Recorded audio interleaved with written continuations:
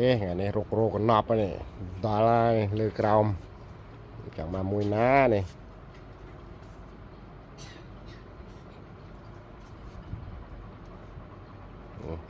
đây này rất là làm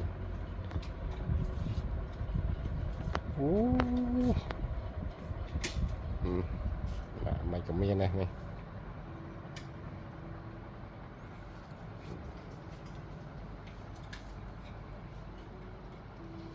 vô again cứ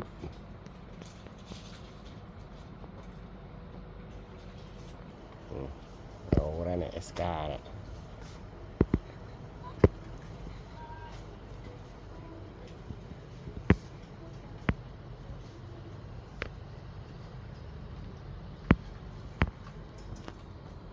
nó mê mà tình nhé mê cũng rơ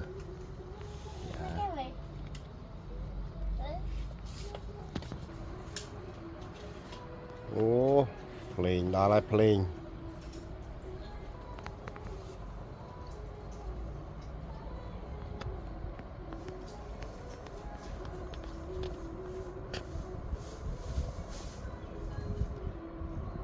đó có gió nivi chầm băng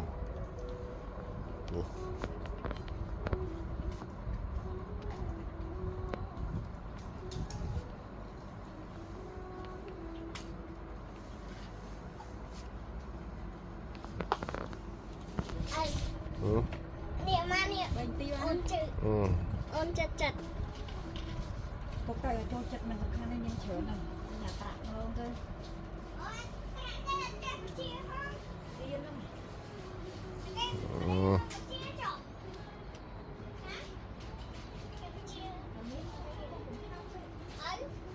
bạn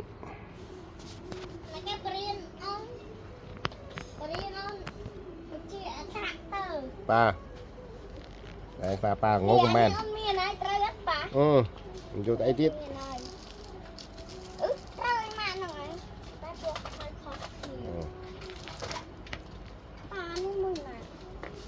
mới mơ luôn này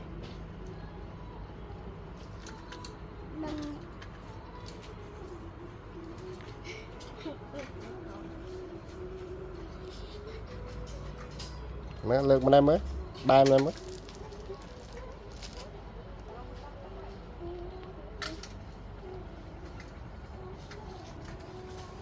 đó coi màu này đi tới nào rồi này bảo cái mạch bắt đây chụp đây không bật tất cả